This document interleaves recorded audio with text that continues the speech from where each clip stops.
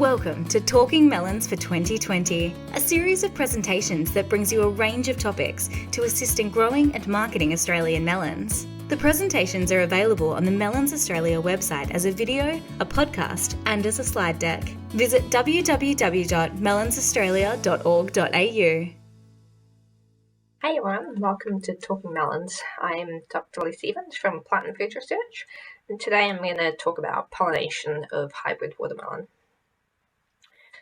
Many Australian cropping industries use managed honeybees to achieve pollination, but for a lot of these crops, including watermelons, we don't actually know how reliant we are on these managed honeybees compared to wild honeybees and other wild pollinators. And this is a bit problematic because honeybee pests and diseases such as Varroa, which isn't yet in Australia but could arrive here, have the potential to dramatically alter pollination by unmanaged honeybees. So the best ways for growers to prepare for Varroa or other future honeybee pests and diseases is to develop a really good understanding of the key pollinators. And these can vary between crops and also among regions. Secondly, it's important that growers have a pollination plan to ensure that pollination is not just left to chance and can be adapted to future change. The research I'm going to talk to you about today has been funded by Plant and Food Research and Hort Innovation, and our main aims have been to develop better understanding of industry dependence on honeybees and to develop flexible pollination strategies. Our first step in better understanding watermelon pollination was to survey insect flower visitors on farms in 3 major growing regions in Queensland, including Lakeland, Gummaloo and Chinchilla. Through our surveys, we found the honeybees were the predominant flower visitor in all farms, making out between 72 and 97% of all flower visitors across farms. But there were a whole lot of other insects in our surveys, including a variety of native bees, flies, beetles, moths and butterflies. If you are looking through the slides that accompany this presentation, you'll see some quite nice pictures of these different sorts of flower visiting insects. But pollination is more than just what's visiting the flowers. Pollen needs to be moved from the pollen-producing male flowers onto the fruit-producing female flowers, and the shape and size of insects, as well as their flower-visiting behaviour, can affect how much pollen they transfer. If you have a look at slide 6 on the top left, you'll see a butterfly collecting nectar from a male watermelon flower, and then on the top right we have a stingless bee collecting pollen from a male watermelon flower. You'll see the butterfly has a really long tongue and it's just perched on the edge of the flower and using its tongue to collect the nectar. So it's really not making a lot of contact with the pollen on these anthers, whereas the stingless bee is crawling all over the anthers while it collects the pollen. So in the case of the stingless bee, it's picking up a lot of pollen that can then be transferred onto a female flower should it visit one. So to see how effective different flower visiting insects are at pollinating watermelon flowers, we recorded the number of pollen grains they transferred in a single visit. And we did this by bagging flowers before they opened so that no insects could visit them. Then we waited for the desired insect to visit, and then we would rebag and count the pollen grains transferred back at the lab. On slide 7, I've included a picture of a stained female watermelon stigma, and you can see pollen grains at the tip of the stigma. There's about 400 in this picture, I think, and we used a microscope to count these. We found that all of the bees assessed, including honeybees and several different kinds of native bees, were capable of depositing pollen on the stigmas. So all of these bees were contributing to pollination. So per visit, honeybees were the most effective, depositing around 40 pollen grains per visit, while some of the smaller native bees were depositing around 17 pollen grains on average per visit. As I mentioned already, the body size and behaviour of the insect can affect the amount of pollen picked up and deposited. If you are watching the slides, I've included some example videos of this. So on slide 9, we've got a honeybee visiting a female flower, and you'll see that even though it only visits the flower briefly to feed on nectar, because of its relatively large body size, it's coming into contact with all 3 of the stigmas on the female flower, which is really important for pollen transfer. In comparison, on slide number 10, we have a video of a nectar collecting sweat bee, which is much smaller, and it's just walking around the base of the male flower to collect nectar, so not coming into contact with the pollen on the anthers at all. But that's not to say that sweat bees or other small native bees aren't contributing to pollination. We know they can. It really depends why they're visiting the flowers. You'll see on slide 11, this is the same kind of native bee, again visiting a male flower, but this time collecting pollen, and it's probably picking up a whole lot of pollen as it's walking across all of the anthers. In addition to how much pollen flower visiting insects are putting on flowers, it's important to know how frequently the insects are moving between the flowers. Pollen needs to be moved from the diploid or the seedless male flowers onto the fruit-producing triploid female flowers. So if an insect spends most of its time on a small number of flowers and avoids visiting either the female or the male flowers, it won't be making a large contribution to pollination, even if they're fairly abundant. So, for example, we saw quite a lot of ants in the field. Ants aren't likely to move about as much as bees because they're walking between flowers rather than flying. Our data showed that both honeybees and native bees frequently moved between male and female flowers. It's also important to understand when these insects are active on the crop.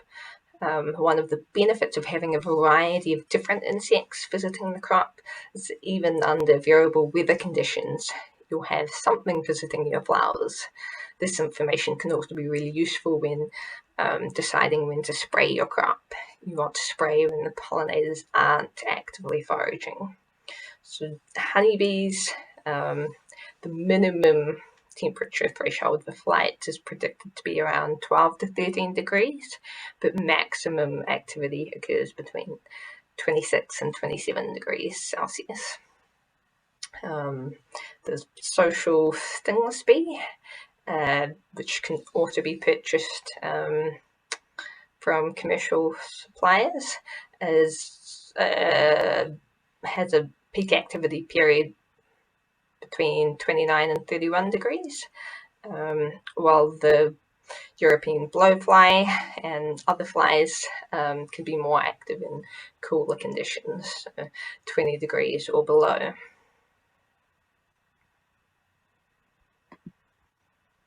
Something we get asked a lot is where do native bees live and how can they be encouraged onto crops. So many of the native bees we've seen in our surveys will have homes in the landscape surrounding the farms. Native bush is a particularly good habitat for them. Some bees will build their nests in the cavities of mature trees, and others will burrow into the ground. So maintaining the environment around your crop will help to sustain the numbers of these native pollinators within your crop. To summarise my key points so far, we now know that a range of different insects visit hybrid watermelon crops in Australia, and that many of them are likely to be contributing to pollination. So it is important that we try and preserve their populations so that we can continue benefiting from their pollination service.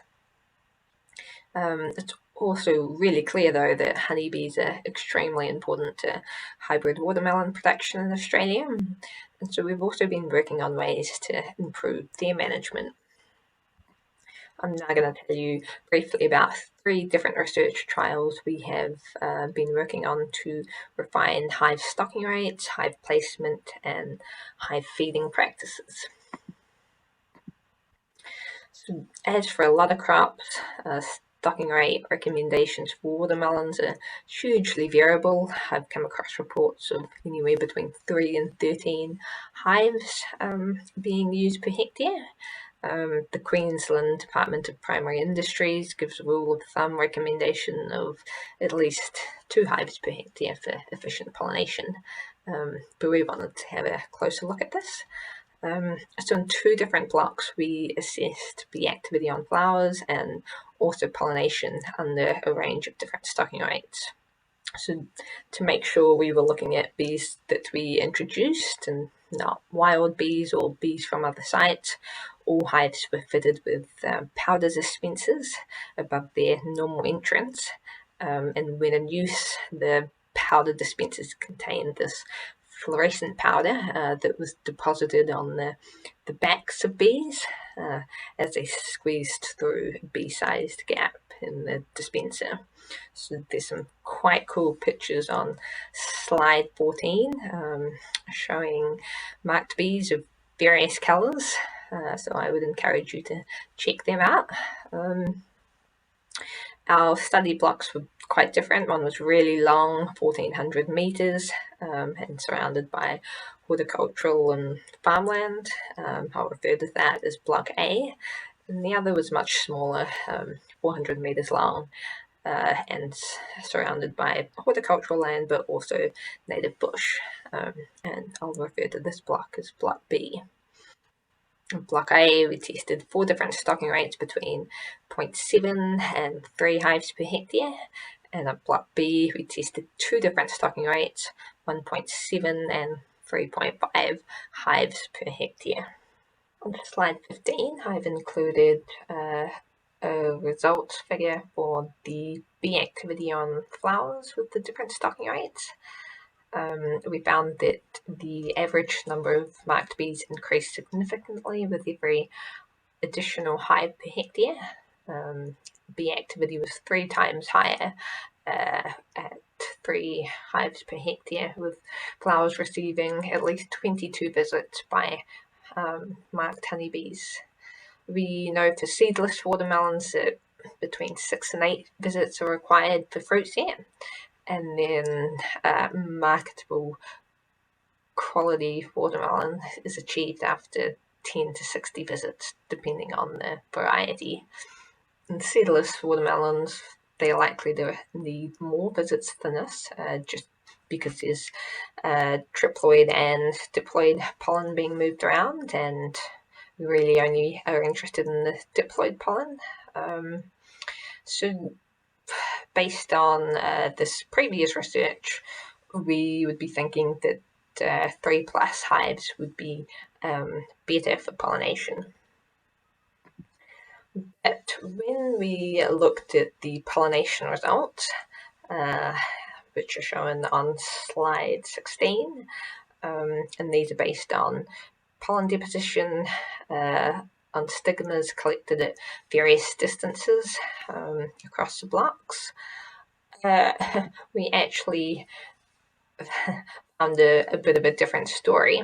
So at the larger site, Block A, even at the low stocking rate, which was less than 1 hive per hectare, a large number of pollen grains were being deposited on flowers, on average 3,000 per stigma, which is actually likely to be enough for full pollination. So the additional hives at this site were likely to be less important. But for the smaller site, far fewer pollen grains were being deposited, even at the highest stocking rate. So in this case, the additional hives were likely to be more important, which is, yes, so difficult to draw generalized conclusions from. These differences may be due to varietal differences or differences in the surrounding environment. Perhaps at the larger site there was a larger population of feral bees, so the managed hives were always of less importance. Our results certainly show that a stocking rate that works well at one farm may not be sufficient for another. What we are working on now recommendations for the number of bees growers should aim to see in a fixed area over a fixed period of time. This way, with a small amount of real-time monitoring of flowers, growers can quickly work out if their flowers are receiving enough bees, and if they're not, then more managed honeybee colonies can be brought in. So the second thing we looked at, using the same setup, actually, the two different sites, was the position of honeybee hives. So often hives are introduced in large groups, perhaps only in a couple of different locations per farm, typically easy access sites, which is understandable. But we really want to know how far away from the hives these bees moved into the block. If you have a look at slide 17, there's a little diagram showing where the different hives were and what colour the bees were marked at these locations. Make a lot more sense comparing the results. But basically we had hives of one colour down one end of the farm and hives of another colour down at the other end. And so we conducted point counts across the block, recording the number of each different coloured bee we came across. The results for this trial are shown on slide 18. And we found that while honeybees were observed foraging across the length of the block, even at the lowest stocking rate, so less than 1 hive per hectare, and this is quite a substantial difference. If you remember, it's 1,400 metres in block A. The distance they moved did increase with additional hives. So again, slide 18 is a nice figure showing how as we increased hive numbers, the bees of the blue and red and green hives actually spread more evenly across the block. And this is what you want for pollination, nice even visitation rates. So we do recommend that hives are spread around the outside of the block and not just left in one group at the end. The last thing I'm going to talk to you about today is sucrose feeding. So a sugar solution. Some growers provide sucrose for honeybees within their blocks with the intention of increasing bee activity on the crop. However, providing sucrose is labour intensive and expensive, and it may actually remove bees from the crop by encouraging them to visit the sucrose feeders or to obtain their carbohydrate rather than visiting the crop itself. We conducted a trial at a third farm, and to do this we alternated between providing sucrose for 3 days and then not providing sucrose for 3 days. And on the third day of each treatment we filmed individual flowers to determine how many visits they received from honeybees. And then we again collected stigmas from female flowers to determine how much pollen was being deposited on the different treatment days. The result for honeybee activity on flowers is shown on slide 20, and we found that when both time of day and treatment were taken into account, flowers actually received more visits from honeybees when no sucrose was provided to the crop, but only between 9 and 10 and 11 and 12. Then when we looked at the amount of pollen deposited on flowers, so the amount of pollination occurring, we found that there was actually no difference on the days that bees were fed sucrose and on the days that they weren't.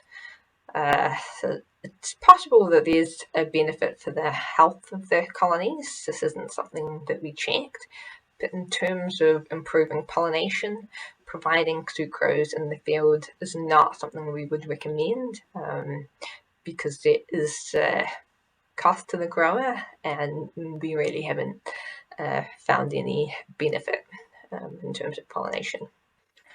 So that's where I'll leave you today. If you want to learn more about melon pollination, then you can check out our melon pollination fact sheet. I've included the link on slide 22, but it's accessible from the Be Aware Melon website. Thank you very much for listening in today, and I'd just like to point out finally that the work I've covered today is thanks to a whole lot of different researchers who I've acknowledged on the first slide of this presentation. Thank you. Bye.